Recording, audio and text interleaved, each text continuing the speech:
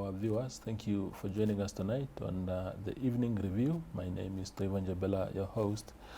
Tonight on the platform, we are joined by Saara Edward. She is with NANSO, that is the Namibia National Students Organization.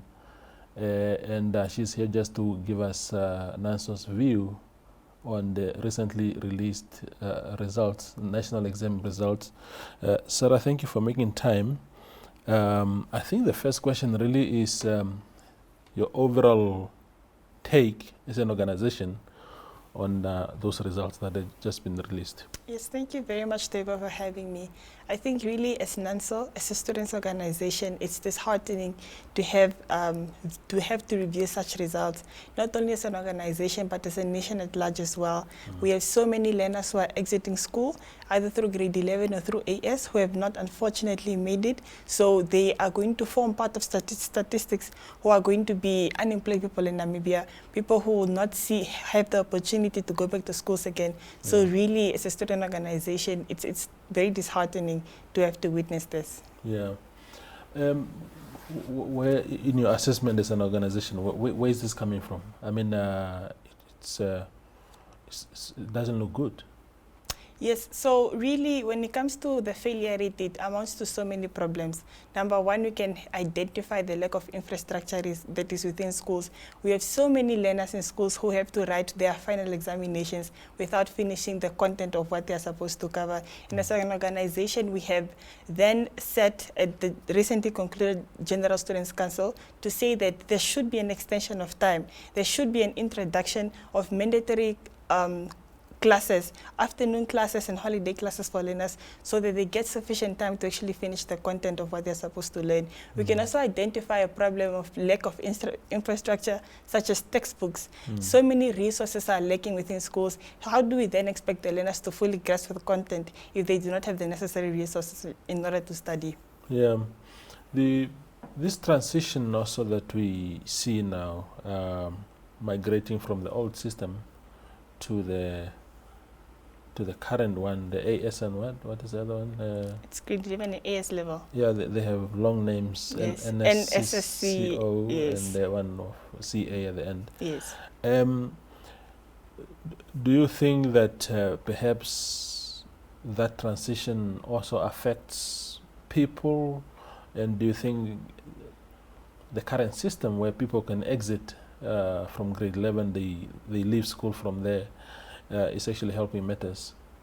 So ideally, in order to properly answer the question, we would like to put in perspective to say that the new curriculum is actually a benefit for Namibia because it exposes the learners and it's very advanced to such an extent that it puts Namibia to greatest lengths in comparison to skyrocketing countries as well. So in terms of the new curriculum, whereas learners have to go through grade 11 in order to then proceed to AS level, it's really a matter of the infrastructure that we pour into the system and the general resources as well. So the system is good for Namibia. It's beneficial for the learners. What we need to do as government, as a Ministry of Education as well, is just to invest in the necessary resources in order to really see the results that we aim to achieve from the new curriculum. Yeah. Are you speaking as an organization to the ministry? Are you engaging high-level stakeholders to find solutions?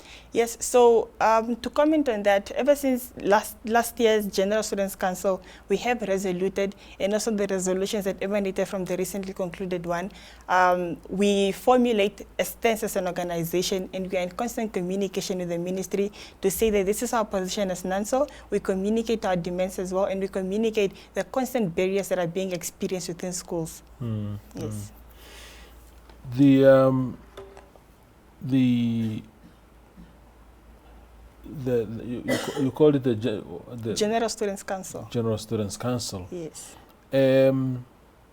So it's an annual event? Yes, mainly. We have 2 General Students Councils in between Congress, which is the highest decision-making body in NANSO. Okay, okay.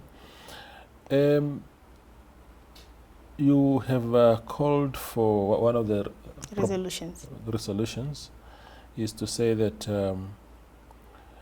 government must allow those who did not make it, I think from grade 11, yes, to repeat that. If you can expound on that. All right. So the problem that we have identified is that learners write grade 11 and unfortunately they do not make it. So this means that they do not get entry level to universities, and that also means that they cannot advance to grade 12, which is absence, which is AS level, right? So what our stance as an organization is to say that the government must be able to allow these learners to sit within at permanent centers again, so they can be allowed to rewrite the examinations. By so doing, we are trying to advocate for them to remain within the mainstream education system. Because if we do not do this, if we do not continue this, we then tend to lose them, because they may lack the opportunity to continue school again or to even rewrite the examinations. So our stance as the organization is clear. The learners must be able to rewrite their examinations and to sit at permanent centers again. Yeah, you pointed out the issue of infrastructure, which I suppose would also include the classrooms, because it's a well-known fact that classrooms are a challenge. So about 30,000 grade 11 learners have failed to progress, and you are calling for them to repeat. And we don't know whether there will be another 30,000 coming from grade 10 onward, I suppose grade 9, grade 10 there. Yeah. How are we going to manage with this, bundling them together in a space that doesn't have infrastructure? So this is one of the problems that we've been dealing with as an organization. We've been trying to advocate for a construction of classrooms, a construction of schools, because one of our main advocacies as well is the teacher-learner ratio. We have a problem whereas there are so many learners saturated within a particular class and lack of teachers as well. So the government has heard our call, and as we can see, there's been a declaration that the government is going to construct schools throughout the country. We even met the Director of Education in Commerce yesterday, and he has communicated to the organization that there are nearly 10 schools that are going to be built within Commerce, where there's going to be an addition of classrooms. So it's a work in progress where the government is constantly hearing our calls. There is an addition of classrooms that is being added in schools in order to accommodate the particular learners that we are trying to advocate for on a daily. And let's diagnose the problem again of these high failure rates, because everybody seems to be, shooting in the dark. Some people are saying, parental involvement is not enough. NANSO is saying, let's create platforms for extra learning, like holidays. So you call them summer school and stuff like that. We, the parents, have other observations. I suppose each parent have their own observation. But I mean, one of the things that I think is a problem is free education, which I have for years argued that it's just political rhetoric. Because as a parent, I pay more now for my children in school than I paid before free education was declared. And that is because schools are struggling. You tell schools, do not charge school development funds, we'll take care of you. And funds are simply not reaching the schools. And the schools are now coming to us and say, parents, can every Friday there's a letter from school, CVs and bright plates and stuff like that. It's like quite a things.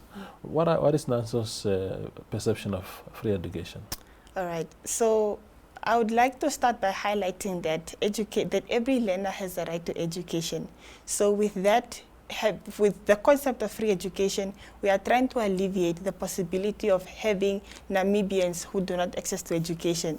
Our advocacy in NANSO, is that free and accessible education to every Namibian child. So by virtue of us accepting the concept of free education, it means that every learner must be able to go to school. And we also acknowledge now the challenges that come with having the ideology of free education, because at the end of the day, education is not free. It is who is funding for education.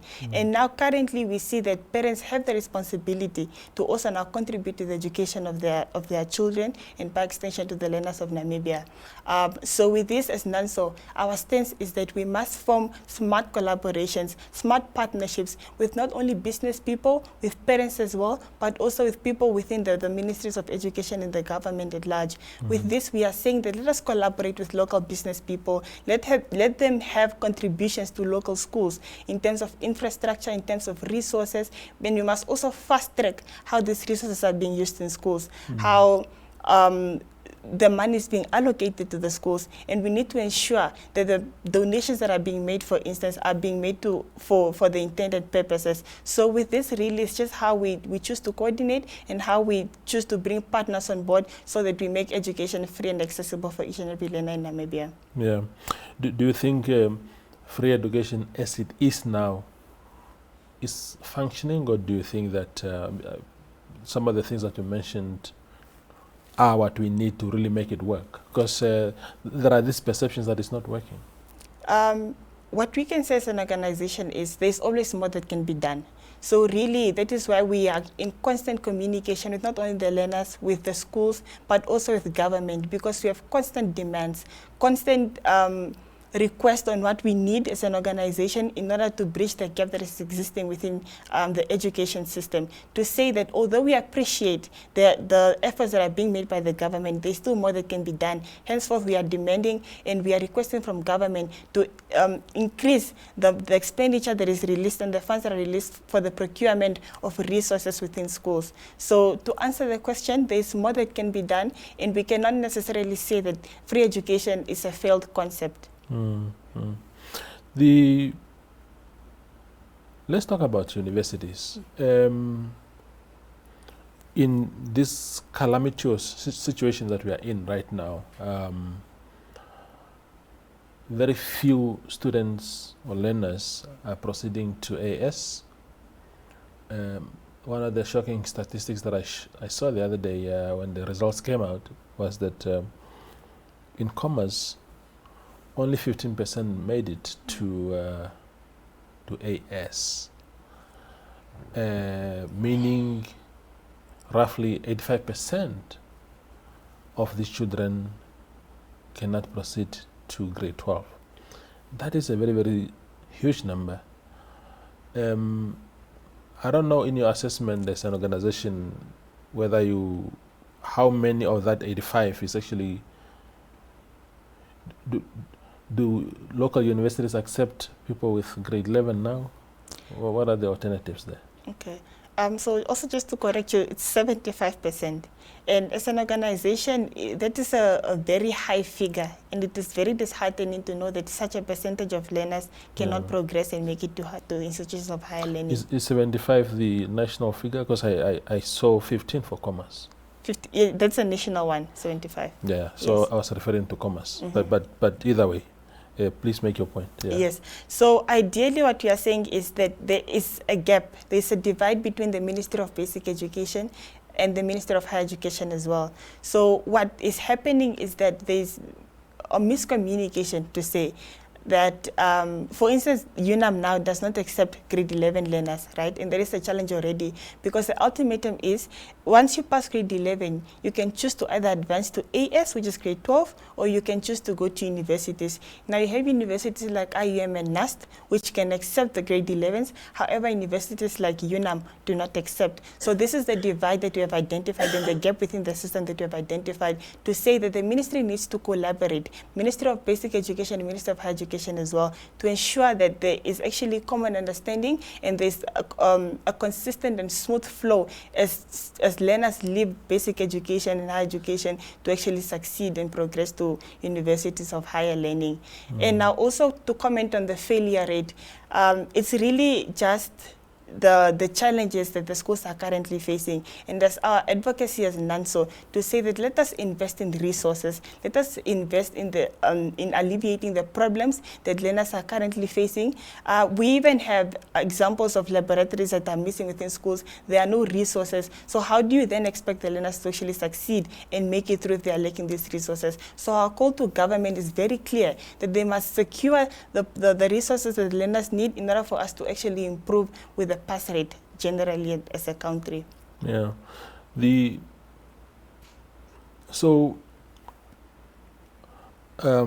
have now these universities. Some are accepting the grade 11 learners, some are not.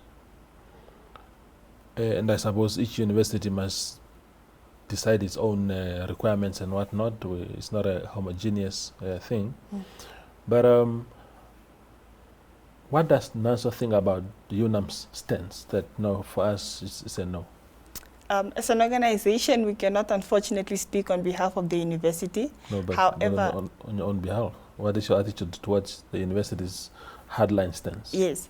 So what we are saying as our stance as an organization is to say that the universities need to come together with higher education as well, so they formulate a collective stance in order for there to be a smooth flow and a smooth transition as well, so learners have a clear direction when they leave high school and transition into universities as well. So really it's really an issue of collaborating and formulating a collective stance, and this is what we are trying to alleviate. We do not want a particular university having a singular voice. We need to sing within the same hymn and the same voice in order for there to not be any challenges or misconceptions within society, and so that learners can actually have a smooth transition to institutions of higher learning. Yeah. And for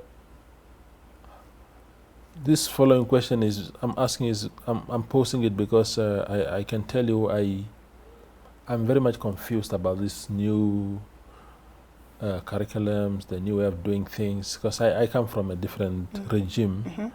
But so when you come from grade 11, even if you had qualified for grade 12 on paper, theoretically, you can then just choose, the decision is yours as a learner whether to proceed to grade 12 or to exit at that stage.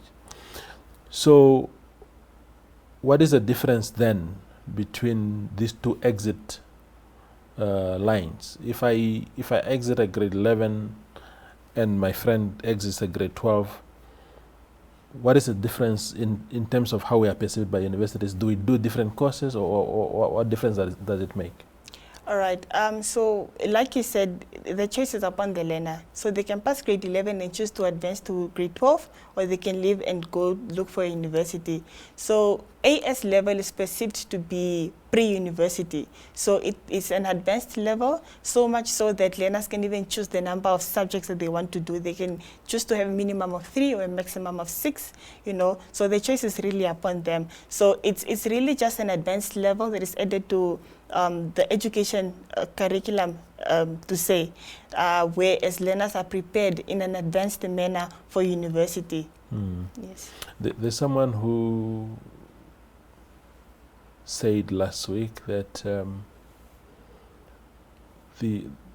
when you look at newspapers, for example, the job adverts, the requirements, people will still tell you the applicant must have grade 12.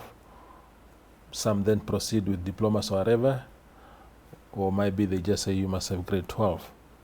As if the job market isn't aware that there are now 2 exit doors into the market.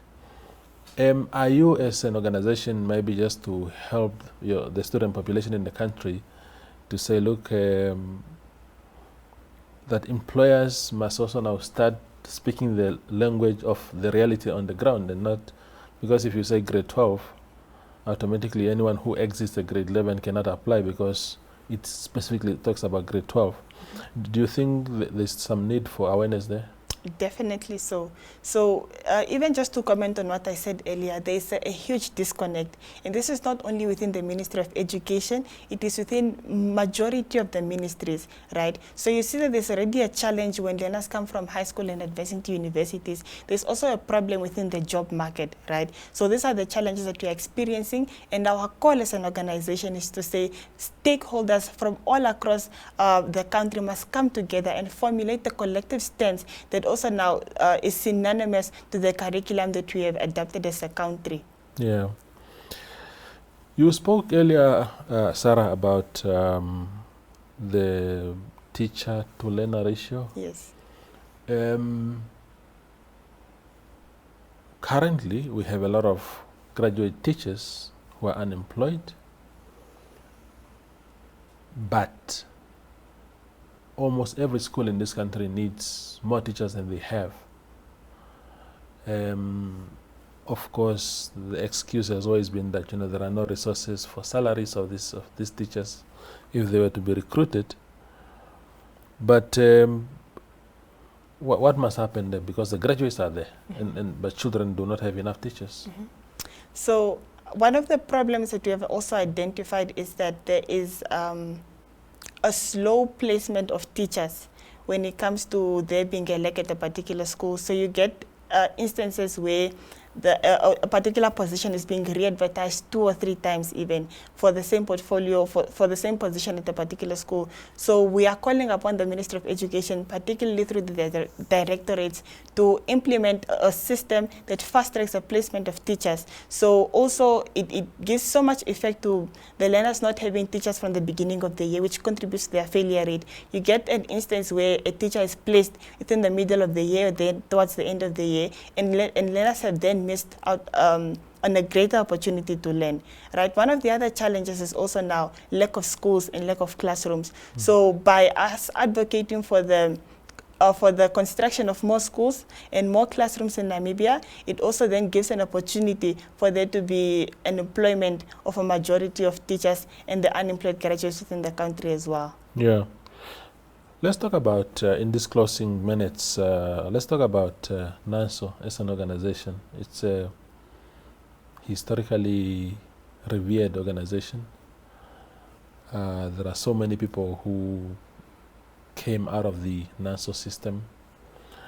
It was at the center of the student movement in the mid to late 80s during the liberation struggle. How do you assess NANSO today as an organization? Is it still vibrant and relevant? NANSO remains the most vibrant student organization in Namibia. We pride ourselves to be the leading school of leadership in Namibia, so much so that 2 years ago, we launched a campaign towards 400,000 members, whereas we are constantly recording a constant number of growth in terms of our members. And also this speaks so much effect to our advocacy throughout the country, whereas we have 14 vibrant and present active regional executive committees within all regions. So as an organization, we have full representation throughout the country, and we can speak effect to the power and to the amount of work that we are doing. Okay. We will continue to monitor that and see how it goes. But Saara, thank you for coming through. All right. Thank you so much for having me. Yeah. That is Saara Edward. She's with NANSO, and she was just giving us perspectives of the organization on the recently released national exam results. Thank you for watching.